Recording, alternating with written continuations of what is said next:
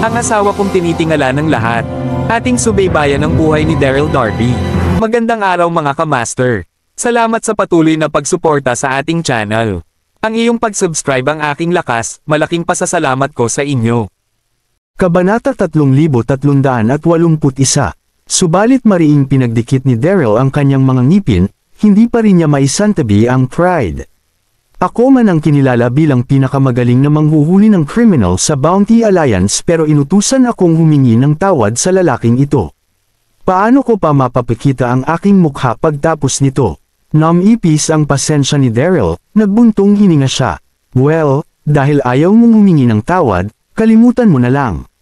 Madeline, nakita mong binigyan ko siya ng tsansa pero hindi niya ito tinanggap.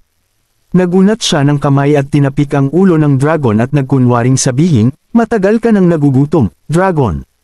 Bakit hindi mo nalang kainin ang lalaking ito para mabusog ka?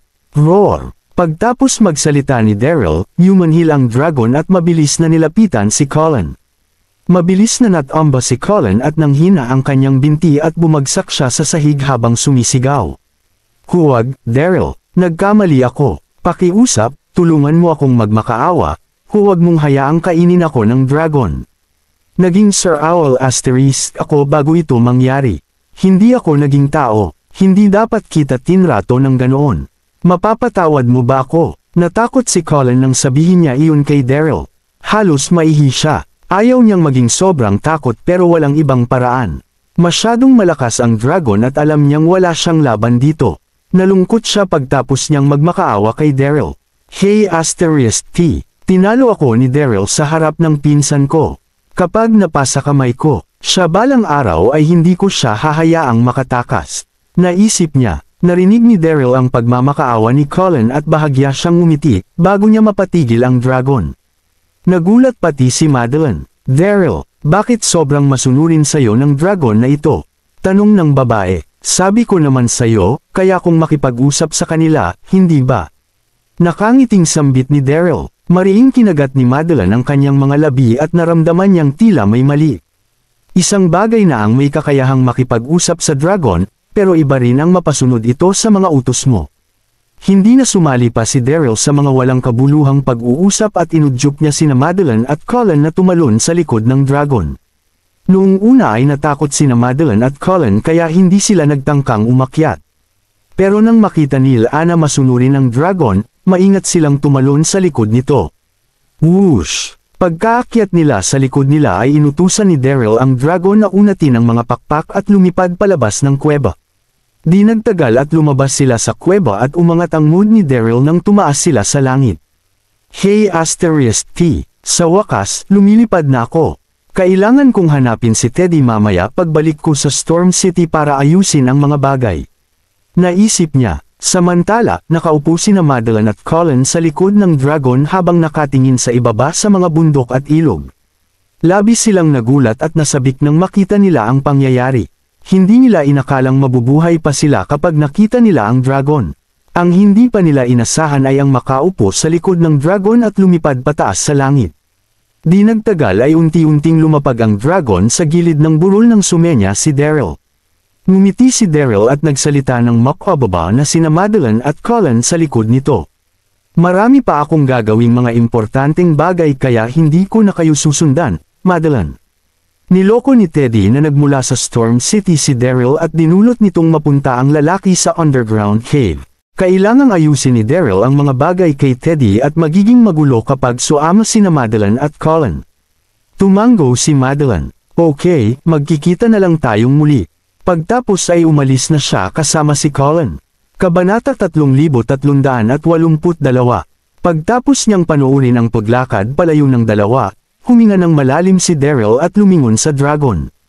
Umalis ka na at maghanap ng bagong tahanan. Tandaan mong hindi ka na maaaring gumawa ng masasamang bagay at hamakin ang sangkatauhan. Naisip ni Daryl na bumalik sa Storm City kasama ang dragon pero naalala niya kung gaano ito kalaki. Sumuko na siya sa ideyang iyon para maiwasan ang pagdulot ng pagkataranta ng mga mamamayan. Masusunod, Master, magalang na sagot ng dragon at lumipad siya palayo. Huminga ng malalim si Daryl pagtapos niyang panuurin ang paglaho ng dragon sa langit. Pagtapos ay tumalikod siya at nagtungo sa direksyon ng Storm City. Makalipas ang kalahating oras, dumating siya sa Storm City. Medyo napagod si Daryl dahil sa pagkakakulong sa underground cave sa loob ng halos 10 oras. Nakakita siya ng matutuluyan para makapagpahinga pagpasok niya sa syudad bago niya hanapin si Teddy. Tanghali at maraming tao sa tavern. Pagkaupo ni Daryl ay narinig niya ang mga bisita sa kabilang lamesa habang nag-uusap tungkol sa Peking Goddess of Light. Narinig mo na ba? Nailigtas ang Peking Goddess of Light. Naroon ako kahapon. Babae rin ang taong pumunta sa execution platform at napakalakas niya. Oo, nakita ko rin iyon. Maganda ang babae pero mukha siyang matapang. Nagulat si Daryl nang marinig niya ang mga nagsasalitang bisita. Hey Asterisk T. Iyon pala ay hindi nagsinungaling si Teddy sa akin na iligtas si Yuri. Mapait na napangiti sa sarili ang lalaki, gulat pa rin siya. Kaya hindi ko naintindihan si Teddy.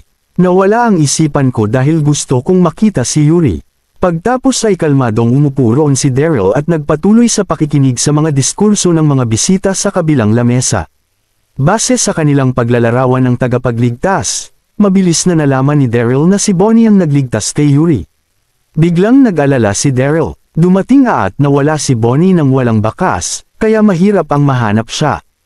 Isa pa, hindi magkasundo sina Bonnie at Yuri. Sinong nakakaalam kung anong mangyayari kapag napasa kamay ni Bonnie si Yuri? Pagtapos sandaling magpahinga sa tavern, hindi nahahanapin ni Daryl si Teddy. Sa halip ay mabilis siyang pumunta sa Dayrise Principality. Alam niyang kailangan niya ng tulong para mahanap kung nasaan si Bonnie. Isa pa, ginawa siyang kabalyero ng duke ng Dayrise Principality. Samantala, nagtipon ang mga kinatawan ng 5 principality sa mall sa mansyon ng mayor sa Storm City. Pinamunuan ni Teddy ang magkasamang hukbo at matagumpay na nabawi ang Storm City. Nang sandaling iyon ay biglang nagpakita ang 12 paladins para talunin si Yuri. Di nagtagal, kumalat ang insidente sa 5 principalities. Pagtapos ay nagpadala ng mga kinatawan ng 5 principalities para pag-usapan kung anong gagawin sa Dayrise Principality. Makinig ang lahat, mayroon akong hindi magandang balita para sa inyong lahat. Nailigtas ang Peking Goddess of Light. Mapait na nakangiting sabi ng nakaupong si Teddy sa main seat habang tumingin siya sa paligid ng hall. Nagkagulo sa buong hall. Nailigtas ang Peking Goddess of Light. Tapos, ano nang gagawin natin? Tama, narinig kong napakalakas daw ng Peking Goddess of Light. Paniguradong abalin siya sa Dayrise Principality ngayong nailigtas siya, para magpatuloy sa pagsuporta sa paglungsad ng digmaan. Oo, isa-isang malaki at tagong panagnib. Ipinakita ng lahat ang kanilang mga opinyon habang nag-aalala ang tingin sa kanilang mga mukha. Kabanata 3383. Ngumiti si Teddy at sinubukan niyang pakalmihin ang hindi mapakilang mga tao. Huwag kayong mag-alalang lahat. Napasuko ng 12 paladins ang Goddess of Light. Pinunterya siya ng Temple of Lights, kaya nasa panganib siya. Hindi siya makakapag-alok ng suporta sa Dayrise Principality. Kaya huwag na tayong mag-alala tungkol doon. Mukhang kalmado ang lahat ng nasa paligid ni Teddy pagtapos niyang magpaliwanag. Iyon ang sinabi ko. Kung ganoon ay hindi na tayo magkakaroon ng mga pag-aalala. Pag-usapan na natin kung anong agawin sa Dayrise Principality. Pinag-usapan ng lahat kung paano atakihin ang Dayrise Principality pero hindi sila makahanap ng magandang rason para magsagawa ng pag-atake. Matapos ang mahabang pag-uusap, wala kang sapat na rason para magsagawa ng labanan sa Roland Continent. Biglang may naisip si Teddy at ngumiti. Mayroon akong ideya. Kalahating araw na ang nakaraan nang manghimasok sa Storm City ang isang lalaki para iligtas ang Peking Goddess of Light. Nalaman kong Darren ang kanyang pangalan at siya rin ang lalaking pumatay kay Winston. Napakalakas ng lalaking ito at mayroong siyang malapit na relasyon sa Dayrise Principality, mayroon din siyang relasyon sa Peking Goddess of Light. Magpadala tayo ng envoy para isuko ng Dayrise Principality si Darren. Kapag hindi sila pumayag ay magkakaroon tayo ng rason para maipadala ang ating hukbo. Nagkatinginan ang lahat nang marinig nila ang suhestyon nito. Sa wakas, may biglang sumigaw. Pero paano kung sinuko ng Dayrise Principality si Darren? Tumanggo ang iba. Tumawa at umiling si Teddy. Hindi magagawang isuko ng Dayrise Principality si Darren. Kalahating araw lang ang nakaraan ng pamunuan ko siya sa kuweba sa ilalim ng Storm Mountain. Mapanganib doon kaya baka patay na siya. Hindi pa rin alam ng Dayrise Principality ang tungkol dito kaya paano nila posibleng isuko ang lalaki. Matapos nilang makinig sa paliwanag ni Teddy, napagtanto ng lahat na mabuting plano iyon at napangiti silang lahat. Haha, magandang ideya ito. Hindi na masama. Samantala, may nangyayari sa hall sa kabisera ng lungsod ng Dayrise Principality. Pinadala ng 5 principalities ang kanilang mga sugo para tanungin ang Dayrise Principality na isuko si Daryl. Kung hindi ay magpapadala sila ng mga sundalo. Dinagtagal at mabilis na kumalat sa hall ang balita. Nagulat at nagalit ang duke sa natanggap nilang balita. Mabilis niyang pinatawag ang mga mayor mula sa malalaking syudad para sama-samang pag-usapan ang tungkol doon. Nakaupo ang duke sa Dragon Throne habang malamig at galit ang tingin sa kanyang mukha. Makinig ang lahat, sa tingin ko ay sumusobra na ang 5 principalities. Nakuha na nila ang Storm City pero pinilit pa rin nilang ibigay ko si Daryl. Ano sa tingin, New? Kalmadong sambit nito. Nagalit ang duke. Hindi lamang isang battle strategist ang kabalyerong si Daryl, isa rin siyang mahusay na pintor. Paano siya ibibigay ng duke sa 5 principalities? Kapag hindi sumang-ayon ang duke, magkakaisa ang 5 principalities laban sa Dayrise Principality. Si Jameson ang unang tumayo ay dahan-daang nagsalita. Iyong kamahalan, nilinaw ng mga sugo mula sa 5 principalities na gusto nilang ibigay si Darren dahil may ugnayan ito sa Peking Goddess of Light. Ibibigay namin siya. Bukod doon, tayo ang nagsimula ng digmaan. Seryoso ang tingin ni Jameson.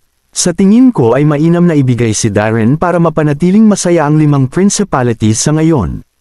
Kung hindi ay ipapadala nila ang kanilang mga sundalo at hindi natin sila malalabanan. Mukha siyang mapagbigay pero hindi mahirap na makita ang malamig at nananakot na tingin sa kanyang mga mata nang magsalita siya. Paulit-ulit akong pinahiya ni Darren. Hindi ko mapapalampas ang oportunidad para pabagsakin siya. Pagtapos ay tumayo kaagad si Albert at sinigawan si Jameson. Tumahimik ka. Mayroon ka bang konsensya nang sabihin mo ito? Huwag mong kakalimutan ang 2 beses na pag-atake ng magkasamang hukbo sa Sunshine City. Si Mr. Darren ang tumulong sa akin para depensahan ang syudad. Ginawa rin siyang kabalyero ng duke. Kapag sumuko tayo sa puwersa at ibinigay siya, paano mapapanatili ng Dayrise Principality ang magandang reputasyon at makakuha ng posisyon sa Roland Continent sa hinaharap? Purong swerte lamang na naging matagumpay si Darren sa pagtulong sa Sunshine City. Wala siyang totoong abilidad o kakayahan. Kapag nagbigay ka ng suhestyon na hindi isuko si Darren, ikaw ba ang lalaban sa pinagsamang hukbo kapag ipinadala nila ang kanilang mga sundalo? Kaya mo bang labanan ang kanilang pag-atake? Singgal ni Jameson. Ikaw, na mula si Albert, nakaramdam siya ng galit. Kabanata 3384. Kumunot ang noo ng duke nang mapansin niya ang pagbigat ng paligid, kumuwi siya. Sige, itigil mo na ang mga ingay. Natahimik sina Albert at Jameson at gumilid ng magsalita ang duke. Nang sumunod na segundo, nag-isip at dahan-daang nagsalita ang duke. Tungkol ito sa prestihiyo at kaligtasan ng Dayrise Principality. Pag-iisipan ko itong mabuti. Maaari na kayong umalis. Naipit sa problema ang duke. Ninas at nairita siya. Opo, aking Panginoon. Sabay-sabay na sumagot ang mga mayor bago sila isa-isang umalis sa hall. Kumurap ang mga mata ni Jameson pero hindi siya umalis sa hall. Lumapit si Jameson pagkaalis ng lahat. Aking Panginoon, hindi mo ba talaga ibibigay si Darren? Hindi namin kakayanin kapag inatake kami ng 5 principalities. Magalang niyang sambit sa duke. Siyempre alam ko iyon, pero ngayon ay kabalyero at parte na ng Dayrise Principality si Darren. Kapag binigay ko siya sa 5 principalities, paano mamumuno ang principality na ito sa hinaharap? Sinong makukumbensi sa pamumuno ko? Walang magawang sambit ng duke, napabuntong hininga siya. Bahagyang ngumiti si Jameson. Iyon pala ay nag-aalala ka tungkol dito. Paano kung ganito? Hayaan mo ako ang bahala sa bagay na ito kapag bumalik si Darren. Ikaw na ang bahala sa bagay na ito. Nagulat ang duke. Tumango si Jameson. Oo, mag-iisip ako ng paraan para mahuli si Darren at ibibigay ko siya sa 5 principalities. Nang sandaling iyon ay sasabihin kong desisyon ko ang gawin iyon. Aking Panginoon, hindi mo kailangang mag-alala kung masisira ang iyong reputasyon. Sandaling nag-isip ang duke at tumango. Well, gawin mo kung anong sinabi mo. Hindi gustong isuko ng duke si Darren, pero walang ibang paraan. Kailangan niyang sumang-ayon dito para iwasan ang digmaan. Samantala, sa wakas at dumating na si Daryl sa kabisera ng lungsod ng Dayrise Principality makalipas ang 2 oras na paglipad. Sa tingin ko ay nagpapahinga na si Albert sa ganitong oras. Naisip niya habang naglalakad palapit sa manor na tinitirhan ni Albert. Nilapitan niya ang manor, nagmadaling lumapit ang isang rider na sundalo para bumati. Iyong kamahalan, anong meron sa iyo? Huminto si Daryl at nakasimangot na nagtanong. Inaral niya ang kabalyero habang nagsasalita at napagtanto niyang hindi ito nagtrabaho para kay Albert base sa kasuotan nito. Iyong kamahalan, isa akong rider sa ilalim ni Mayor Jameson. Mayroon kayong pag-uusapan, iyong kamahalan. Magalang na sambit ng kabalyero habang may seryosong ekspresyon. Jameson, kumunat ang noo ni Daryl sa kanyang narinig. Palaging hindi sang-ayon si Jameson sa kanya at paniguradong mayroon siyang layunin kapag nagpadala siya ng tao para biglaang hanapin ang lalaki. Pinag-isipan ni Daryl ang tungkol dito at umiling. Patawad, mayroon pa akong gagawin. Sa ibang araw na natin ito gawin. Aalis na siya nang biglang nagsalita ang kabalyero. Iyong kamahalan, gusto mo bang makita si Mayor Albert? Tinawag siya ng duke at nasa palasyo pa rin siya ngayon. Mayroong mga importanteng bagay na gustong sabihin SIU si Mayor Jameson. Please, suama ka sa akin. Kung hindi ay hindi ko matatapos ang trabaho ko. Nasa palasyo si Alberry. Nagkamot ng ulo si Daryl. Well, kumilos ka na at pamunuan ang daanan. Sambit nito, pinamunuan si Daryl ng rider na sundalo, di nagtagal at nakarating siya sa manor ni Jameson. Pagkapasok niya sa hall ng manor, nakita niya ang nakaupong si Jameson habang naghihintay sa kanya. Mabilis na tumayo si Jameson nang makita niya si Daryl at nakangiti itong nagsalita. Nandito ang magiting na pintor. Pakiusap, palampasin ninyo ang hindi naming pagbati sa inyo sa labas. Bakit mo ako hinahanap, Jameson? Diretsyong tanong ni Daryl, tinamid itong magpaligoy-ligoy. Ngumiti si Jameson. Palagi akong hindi sang-ayon SIO, Jameson at nakikita kong may mga kamalian ka sa kahit na anong bagay. Ngayong iisipin ito, ginagawa ko ang lahat ng iyon dahil naiinggit ako sa iyong talent. Hindi ko dapat ginawa iyon. Kabanata 3385. Isa ka ng kabalyero ngayon at pareho tayong nagtrabaho para sa duke. Nasa iisang bangka tayo kaya gusto kong humingi ng tawad sa iyo ngayong araw. Naghanda ako ng banquet kaya sana'y huwag mong tanggihan ang aking imbitasyon. Nagpakita ng sabik at seryosong tingin si Jameson pero may bakas ng pagiging mapanlinlang sa kanyang mga mata. Kumurap ang hindi makapaniwalang si Daryl. Hey *T, hindi kami naging maayos ni Jameson. Paniguradong may malansang pangyayari kapag bigla siyang lumapit at naging mabait sa akin. Subalit hindi magiging maganda kung bigla ang bibiguin ni Daryl si Jameson, kaya naisip niyang alamin muna kung anong balak ni Jameson. Isang magandang pagkilos iyon, Mayor. Bamulong at tumango ito. Nagliwanag si Jameson nang mapansin niyang hindi tinanggihan ni Daryl ang kanyang imbitasyon. Hinanda ko ang banquet sa likod. Please, sumama ka sa akin. Mabilis nitong sambit. Pinamunuan ni Jameson ang daanan habang nakasunod sa kanya si Daryl. Nagulat si Daryl pagkarating nila sa likurang bahagi. Walang laman ang kwarto, walang nakahandang banquet, wala man lang lamesa. Huyek, biglang sumanghal si Jameson at naglagay ng pangharang sa pintuan. Pagtapos ay bumagsak ang isang malaking kulungan mula sa kisame, nakulong dito si Daryl. Shock! Shock! Kaagad nagpakita ang cylinder sa 4 na pader ng kwarto at lumabas sa mga ito ang 12-dosenang balahibong pana kasing laki ng palad. Napakabilis ng mga pangyayari at masyadong maliit ang bakal na kulungan. Walang pag-iilagan si Daryl sa mga pag-atake. Di nagtagal at nataman siya ng 6 o 7 pana. Tiniis ni Daryl ang sakit at umakyat ang kanyang galit. Sabi ko na nga ba, paniguradong nagplano ka ng masama para bigla itong gawin. Isa na akong kabalyero ngayon. Naisip mo ba ang mga maaaring kahinatnan ng mga ginagawa mo sa akin? Nagalit siya at ikinulong ang mga tingin kay Jameson. Sa wakas at napagtanto ni Daryl na hindi ito ginawa ni Jameson para humingi ng tawad sa kanya pero ang harangin at atakihin siya. Hindi natarante si Jameson kahit na naramdaman niya ang galit ni Daryl. Sa halip ay tumawa ito. Hindi ako sisisihin ng Duke kahit malaman niya ang tungkol dito. Katunayan ay pinadala ng 5 principalities ang kanilang mga sugo para makipagkasundo. Magiging maayos ang kalagayan naming basta't ibibigay ka naming sa kanila. Kung hindi ay magpapadala sila ng mga sandali para umatake sa Dayrise Principality. Alang-alang sa kaligtasan ng Dayrise Principality, ito lang ang tanging paraan para mahuli ka at ibigay sa 5 principalities. Sigurado akong hindi ako sisisihin ng Duke rito. Ano? So, ginamit ako ng 5 principalities bilang kondisyon para takutin ang Dayrise Principality. Kumunat ang noo ni Daryl at nanginag ang kanyang puso. Di nagtagal at bumalik siya sa wisyo. Hindi siya naabala sa pagsali sa walang kabuluhan dito. Binuksan niya ang kanyang internal na enerhiya para makalabas sa bakal na kulungan pero nagulat siya nang malaman niyang gawa sa napakatibay na materyal ang kulungan. Naramdaman din niya ang paghina ng buong katawan niya. Hey *T, may lason ba sa balahibong pana? Hindi ba't dapat ay walang talab sa akin ang lahat ng klase ng lason? Nagulat at nalungkot si Daryl. Darren, gawa sa Star Quartz ang kulungang ito. Kahit na ang Saint God ay hindi ito magagawang sirain. Isa pa, nailublob sa espesyal na pampamanhid ang mga balahibong pana, kayang patulugin ng 12 nito ang 50 unicorn. Napana ka ng 6 hanggang 7 nito kaya huwag mo nang sayangin pa ang enerhiya mo. Sumanghel si Jameson, natuwa ito sa sarili.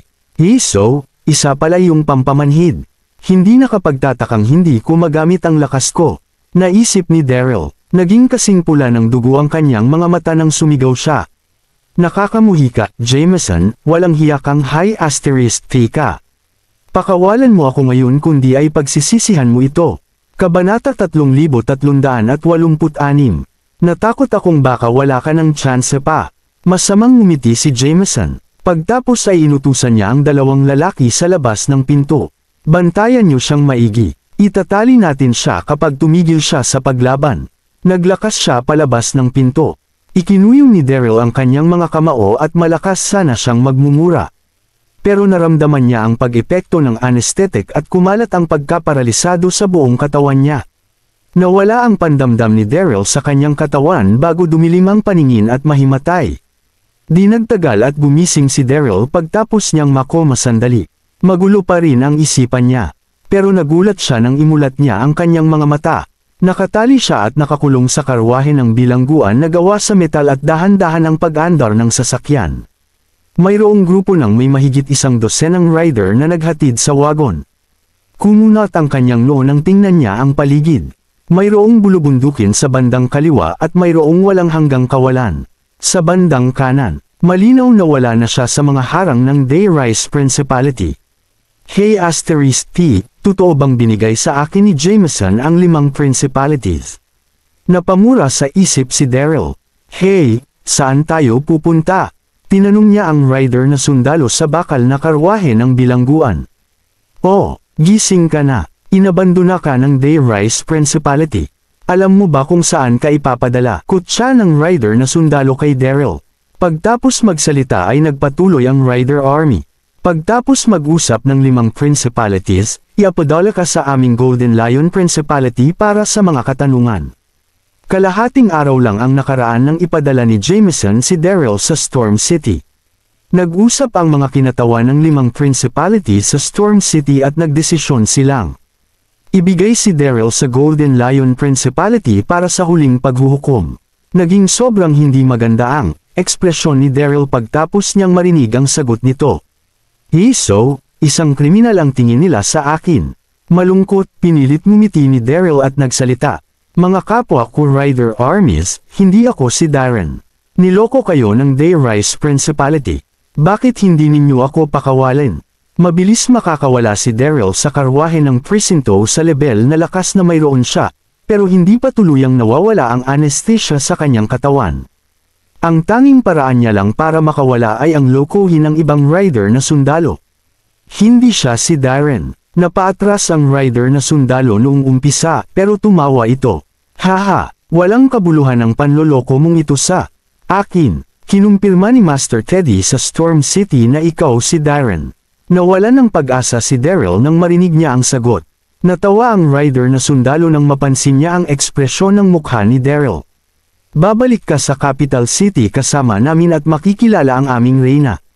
Basta't sabihin ninyo sa amin ang katotohanan tungkol sa inyong relasyon sa Peking Goddess of Light, may tsansang bigyan niya kayo ng mababaw na sentensya. Reyna, nagulat si Daryl. Babae ang pinuno ng Golden Lion Principality. Wala siyang ideya na tanging ang Golden Lion Principality lang ang pinamumunuan ng retna sa 6 na principalities sa Roland Continent. Ang reyna ang tanging pinuno sa nakalipas na ilang libong taon. Biglang sumigaw ang rider na sundalo. Sa harap habang nag-iisip si Daryl, dinulot nito ang mabilis na paghinto ng karwahe. Tigil! Hindi sumakto ang reflex ni Daryl at noontog siya sa bakal na kulungan ng karwahe ng bilangguan dahil hindi maayos ang kanyang pagkakaupo. Tiniis niya ang sakit pero bigo at malungkot pa rin siya. Anong nangyayari? Bakit tayo biglang hihinto? Sinubukan niyang tingnan ang sitwasyon sa kanyang harapan at nagulat siya sa kanyang nakita. Sa hindi kalauyan, 12 katao ang tahimik na nakatayo sa gitna ng kalsada, bawat isa ay may hawak na malaking espada habang nakatikip ang kanilang mga mukha. Malakas ang bawat isa sa mga ito. Katunayan, nasa Saint Honor level ang karamihan sa mga ito. Kabanata 3387. Nagmadaling pumunta sa harap ang kapitan ng Rider Army na namuno sa paghatid sa karwahe ng bilangguan, sinigawan niya ang mga nakamaskarang lalaki. Napakatapang nyo. Anong karapatan ninyo para harangan ang daanan ng Royal Guards? Umalis na kayo sa daanan, ngayon din, kundi ay may kahihinatnan kayo. Mga Royal Guards ng Golden Lion Principality ang Rider Armies. Mayroon silang kakaibang katayuan at malayang makakalabas-pasok sa palasyo. Nang sandaling iyon, nilabas ng ibang Rider Armies ang kanilang mga espada at seryoso ang kanilang mga ekspresyon. Hindi mapigil ang sumanghal ng lalaking nakaitim na namuno sa grupo. Nandito kami para nakawan kayong lahat, mga gwardya ng Maharlika. Kilos, mga kapatid. Sumunod ang 12 katao na nakaitim at nilabas ang kanilang Saint Energy at sumugod sa Rider Armies. Sa isang kisap mata ay matinding naglaban ang magkabilang panig. Gulat na gulat si Daryl. Anong nangyayari? Nakita kong ninakaw ng mga tao ang mamahaling gamit pero hindi pa ako nakakita ng ninakawan ng karwahe ng bilangguan. Hindi ko alam kung sino ang mga nakaitim na tao. Wala sila rito para iligtas ako, hindi ba? Naisip ni Daryl habang nakatuon ang kanyang atensyon sa digmaan. Hindi lamang makapangyarihan ang mga lalaking nakamaskara, pero nagtulungan din sila at naintindihan ang isa't isa. Sa isang kisap mata, natambo sa sahig ang mga rider na sundalo. Bang! Bang! Bang! Di nagtagal at nawala ang abilidad sa paglalaban ng Rider Armies at nahimatay. Nang sandaling iyon, tinanggal ng pinuno ng mga nakamaskarang lalaki ang sarili nitong maskara at mabilis na lumapit sa karwahe ng bilangguan. Huminga ng malalim si Daryl, pinakalma niya ang sarili. Sa parehong sandali, hindi mabilang nakaisipan ang pumasok sa kanyang pag-iisip. Nandito ba sila para iligtas ako? O di kaya'y inutusan sila ni Jameson na tapusin ako? Hey, huwag kang mag-alala. Hindi ka namin sasaktan pero kailangan mong ipangako na makikipagtulungan ka. Kundi ay ikaw ang mauunang mapatay. Malamig na sambit ng lalaki kay Daryl. Mukha silang matapang nang takutin nila si Daryl. Si Dwayne Murphy ang lalaking kumausap sa kanya, ang pinuno ng pinakamalaking grupo ng mga bandito sa Golden Lion Principality. Makipagtulungan sa kanya. Naguluhan si Daryl pero tumango pa rin siya at nagsalita. Okay, naiintindihan ko. Isang araw na ang nakalipas at hindi sineryoso ni Daryl ang mga taong iyon pero maaalis na ang anesthesia kaya kailangan niyang mag-adjust. Nang mangako si Daryl ay hindi nagsayang ng oras si Dwayne at inutusan ang kanyang mga tauhan na palibutan ito. Bilis! Isuot ninyo ang damit ng mga Rider Armies. Nauubusan na tayo ng oras. Mabilis na tinanggal ng mga nakamaskarang lalaki ang mga damit ng Rider Armies at sinuot ang mga ito. Nagulat dito si Daryl pero nahulaan din niya ang ginagawa ng mga ito. Mukhang nagbihis na parang gwardya ng Maharlika ang mga nakamaskarang lalaki para makarating sa palasyo. Bakit nila ito ginagawa? Pagtataka nito. Makalipas ang ilang minuto, nagpalit ng damit ang kanilang pangkat at nagsimula silang ihatid ang karwahe ng bilangguan patungong kabisera ng lungsod ng Golden Lion Principality. Habang nasa daanan, hindi makapagsalita sa sabik si Dwayne at ang mga tao nito habang nag-uusap at tumatawa. Boss, magandang ideya ang pagpapanggap bilang mga gwardya ng Maharlika. Pero malaki pa rin ang palasyo, magagawa pa rin ba nating mahanap ang kalahating volume ng Holy Jade Scripture? Pahayag ng isa sa mga tauhan ni Dwayne habang nakangiti. Nag-alala rin ang lahat ng nasa kanilang paligid. Pero tiwala sa sarili si Dwayne. Bakit kayo nag-alala? Makakahanap tayo ng paraan para makita ang reyna kapag nakarating tayo sa palasyo. Mahahanap na natin kung nasaan ang Holy Jade Scripture kapag nahuli natin ang reyna. Kalmado nitong sambit at tiwala sa sarili siyang nagsalita. Kabanata 3388. Inatake ni Dwayne at ng kanyang mga tauhan ang mga gwardya ng Maharlika para makapasok sa palasyo para hanapin ang Holy Jade Scripture. 3 araw lang ang nakaraan nang makatanggap ng balita si Dwayne na nasa palasyo sa Golden Lion Principality ang kalahati ng kawawalang libro ng Holy Jade Scripture ng Temple of Light. Ayon sa alamat, mayroong sikreto sa Holy Jade Scripture at kung sino man ang makakaalam ng sikreto sa loob nito ay makukuha ang anumang naisin niya. Alam niya ang tungkol dito at tinawag niya ang kanyang mga tauhan para pag-usapan kung paano makakapasok sa palasyo. Kalahating buwan lang ang nakaraan nang malaman niyang in-escort ng mga gwardya ng Maharlika ang isang bilanggu papuntang palasyo. Napagdesisyonan niyang harangin ang karwahe ng bilangguan sa kalagitnaan, kasama ang kanyang mga tauhan. Ano, hindi kaya iyon ang kalahating parte ng nawawalang Holy Jade Scripture ng Temple of Light sa palasyo ng Golden Lion Principality? Nagulat si Daryl nang marinig niya ang pag-uusap ni Dwayne kasama ang mga tauhan nito. Mas lalo siyang nasabik. Habang nasa Temple of Light, binasa ni Daryl ang unang bahagi ng Holy Jade Scripture. Ipinasa ni Master Franklin ang mga nilalaman nito at naitala ang pangalawang bahagi para lisanin ang mundo. Kapag nahanap niya ang pangalawang bahagi ng Holy Jade Scripture at si Yuri ay magagawa na niyang makaalis. Paglipas ng ilang oras na paglalakbay, sa wakas at nakarating sina Dwayne at ang iba pa na naghatid kay Daryl sa kabisera ng lungsod ng Golden Lion Principality. Nang sandaling iyon ay madilim na. Hindi sila pinigilan ng mga gwardya ng palasyo dahil nakasuot ng Rider Army armor si Dwayne at ang mga kasama nito at mayroon din silang mga token. Hindi maipaliwanag ang pagkasabik ng mga ito. Sumulyap ang isa sa kanila kay Daryl at nagsalita. Paano naman ang lalaking ito, boss? Buong paglalakbay siyang nakinig sa ating mga plano. Maghanap kayo ng lugar na maaari siyang patayin. Huwag hayaang may makahanap sa kanya. Walang pag-alangang sambit ni Dwayne. Bilang pinuno ng pinakamalaking grupo ng mga bandito sa Golden Lion Principality, malupit at ambisyoso si Dwayne. Isa lamang kriminal si Daryl na walang halaga sa kanya. Kumabog sa gulat at galit ang puso ni Daryl. Malupit ang grupo ng mga taong ito. Pinapatay nila ang sinumang gustuhin nila. Huwag mo akong patayin, boss. Hindi ba't hinahanap ninyo ang reyna? Alam ko kung saan ang kanyang kwarto. Dadalhin kita roon kung ipapangako ninyong hindi nyo, ako papatayin. Nagmamadaling pahayag nito. Katunayan ay walang ideya si Daryl kung nasaan ang kwarto ng reyna. Sinabi niya lang iyon para magkaroon siya ng mas mahabang oras. Nagpalitan ng tingin si Dwayne at ang mga kasama nito nang marinig nila ang sinabi ni Daryl at nakita ang kakaibang kinang sa kanilang mga mata. Pinigilan niya ang kanyang pagkasabik, tiningnan ni Dwayne si Daryl at nagsalita. Alam mo ba talaga kung nasaan ang kwarto ng reyna? Kung alam ng lalaking ito kung nasaan ang kwarto ay maaari niya tayong mailigtas sa maraming problema. Naisip nito, alam ko kung saan. Nahuli ako dahil pumunta ako sa kwarto ng reyna kagabi. Tumango si Daryl, mukha itong seryoso pero sikreto siyang nakangiti.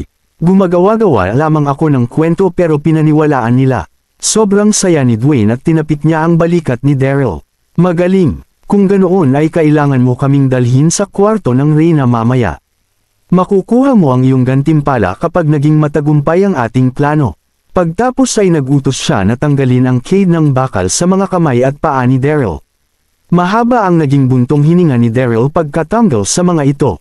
Hi asterisk T. Malaya na ako. Medyo ngumiti si Daryl. Pagtapos ay nagsimula siyang pamunuan si Dwayne at ang mga Kasama nito papuntang palasyo. Nakauniporme ng Rider Army si Dwayne at ang mga kasama nito kaya hindi na nag-abala ang mga gwardya sa palasyo na tanungin sila. Nakakita si Daryl ng kwarto sa di kalayuan matapos ang 10 minutong paglalakad. Nasa taas ang kwarto ng Reyna. Iyak nito, sumenya si Dwayne gamit ang kanyang kamay. Mga kapatid, pumasok kayo at dakipin ang Reyna. Si Dwayne ang unang nagmadaling pumasok sa kwarto pagtapos nitong magutos. Sinundan siya ng 12 niyang mga tauhan. Ha, grupo ng mga walang alam.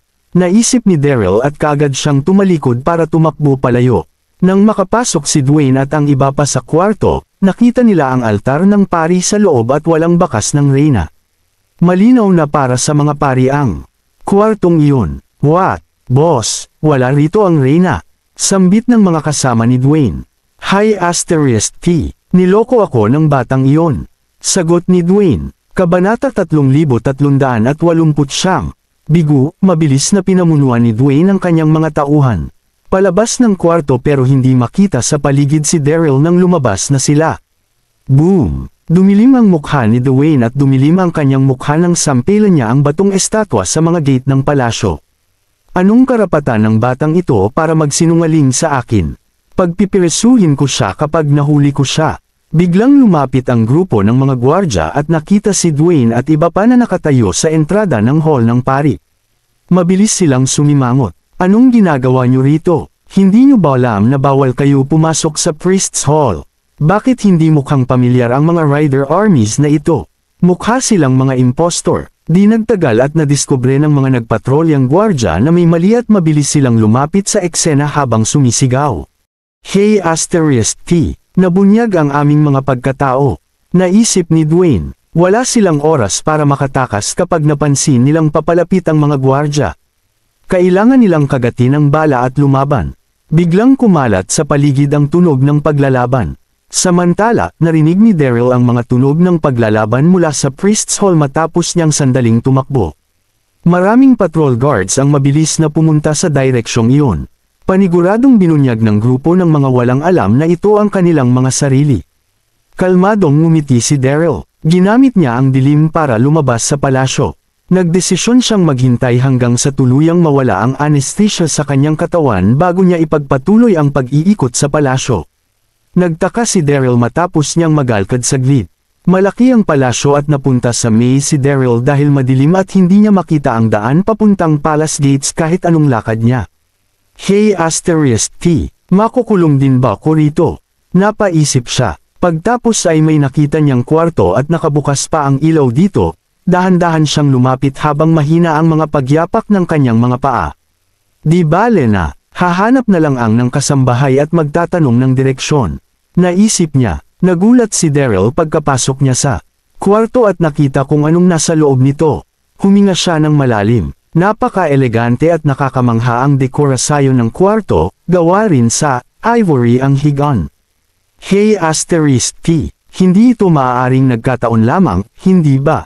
Ito ba ang kwarto ng Reyna? Huminga siya ng malalim at nagliwanag ang nayang loob.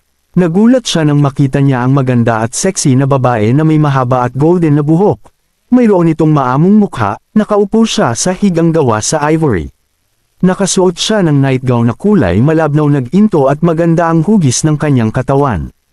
Katabi niya ang dalawang naggagandahang kasambahay habang tahimik na naghihintay ang mga ito. Pagtapos niyang maramdaman ang malakas at nakakatakot na aura ng babae, napagtanto ni Daryl na ang babaeng ito ang reyna ng Golden Lion Principality. Pinanood niya ito sa loob ng mahigit 10 segundo bago siya bumalik sa wisyo at tinapik ang sarili. Paano ako aalis sa palasyo sa gitna ng kaguluhan? Bakit ako nandito't pinapanood ang reyna? Naisip niya nang aalis and asa na siya. Nang sandaling iyon, mas lumakas ang ingay sa labas. Anong nangyayari riyan? Bahagyang kumunat ang noo ng reyna at lumingon siya sa dalawang kasambahay. Tingnan ninyo ang nangyayari sa labas. Opo, sabay na sagot ng dalawang kasambahay at mabilis silang naglakad palabas ng kwarto. Walang oras si Daryl para mag-isip. Mabilis siyang nagtago sa haligi para hindi makita ng dalawang kasambahay. Kabanata 3370. Pagkaalis ng mga kasambahay, lumapit ang grupo ng mga nagpatrolyang gwardya sa kwarto para magbantay. Nakapasok sa palasyo ang isang asasin. Protektahan ang reyna, nawalan ng pag-asa. Hey *T, ngayon ay hindi na rin ako makalabas. Biglang tumayo ang reyna, naglakad palapit sa pinto at nagtanong. Anong problema, my lady? Nakapasok sa palasyo ang grupo ng impostor ng Rider Armies. Pagbibigay balita ng gwardya sa labas ng pinto. Sumimangot ang reyna, kailangan natin silang mahuli. Huwag sila hahayaang makalayo. Masusunod, kamahalan. Hang kinukwestiyon ng reyna ang mga gwardya ay pumasok si Daryl sa kwarto at nagtago sa likod ng ivory na higan. Mayroong mga gwardya sa labas ng kwarto at alam niyang hindi siya makakaalis sa lalong madaling panahon. Mainam na magtago siya sa kwarto ng reyna para obserbahan ang pagbabago ng sitwasyon. Pagtapos ay bumalik ang reyna para umupo sa kanyang higan. Samantala, hinangaan ni Daryl ang reyna sa malapitan nang makita niya ito sa uwang ng ivy bed. Hindi niya mapigil ang mamangha, hindi ko inakalang mayroong napakagandang reyna sa Roland Continent. Naisip niya, protektahan ang reyna at hulihin ang mga asasin. May biglang sumigaw mula sa labas habang sikretong hinangaan ni Daryl ang reyna. Pagtapos ay dali-daling pumasok ang isang lalaking nakasuot ng golden armor. Vernon, kumunot ang noo ng reyna nang makita niya ang bisita, mukhang hindi siya masaya.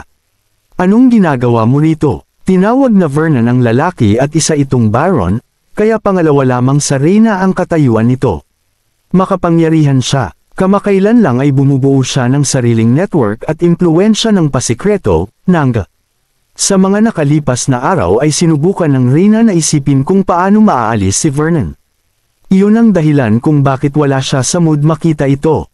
Kalmado at may kontrol sa sarili si Vernon kahit na naramdaman niya ang negatibong emosyon ng reyna. My lady, narinig kong pumasok ang mga asasin sa palasyo kaya nagmadali akong pumunta rito para protektahan ka. Sambit nito habang umaarte. Mahaba ang naging buntong hininga ng reyna at malamig itong nagsalita. Nariyan ang mga asasin. Hulihin mo silang lahat kung totoong matapat ka sa akin. Isa pa, kwarto ko ito, hindi ka maaaring pumunta nang hindi ka tinatawag. Subalit tila hindi narinig ni Vernon ang babae at nanatili siyang nakatayo habang nakangiti at hindi nagsasalita. Mas lalong nagalit ang reyna rito. Narinig mo ba ang sinabi ko, Vernon? Hindi sumagot si Vernon, sa halip ay pumalakpak ito. Clomp, clomp, clomp. Kaagad na pumasok ang isang dosenang katao mula sa labas at pumulibot sa reyna. Galit na galit ang reyna, sumigaw ito. Anong ginagawa mo, Vernon? Wala kang respeto, magre-rebelde ka ba? Hayop! Nasorpresa naman ang nagtatagong si Daryl sa ilalim ng ivory na higan. Napakatapang ni Vernon. Kumikilos siya sa lungat sa kagustuhan ng reyna. Oo, magre-rebelde ako ngayong araw. Sa bagay, handa ka nang alisin ako. Kumilos ako kaysa manatiling nakaupo at maghintay sa kamatayan. Proud na sambit ni Vernon habang nakangiti. Sumulyap siya sa labas at nagpatuloy. Hindi ko ito plinanong gawin ngayong araw, pero ginawa ng mga asasin na iyon ang perpektong oras na ito para sakin. Ngayong nasa kanila na ang atensyon ng mga gwardya sa Priest's Hall, wala nang pupunta rito. Mga tauhan ko ang lahat ng gwardya sa iyong kwarto. Mas mabuting isuko mo sa akin ang iyong posisyon kung nag-iisip ka, kundi ay hindi mo ako masisisi sa pagiging malupit. Ano, mga tauhan niya ang lahat ng gwardya sa labas. Naisip ni Daryl. Maraming salamat po, mga kamaster. Paki-subscribe and hit the notification bell para sa susunod nating kabanata.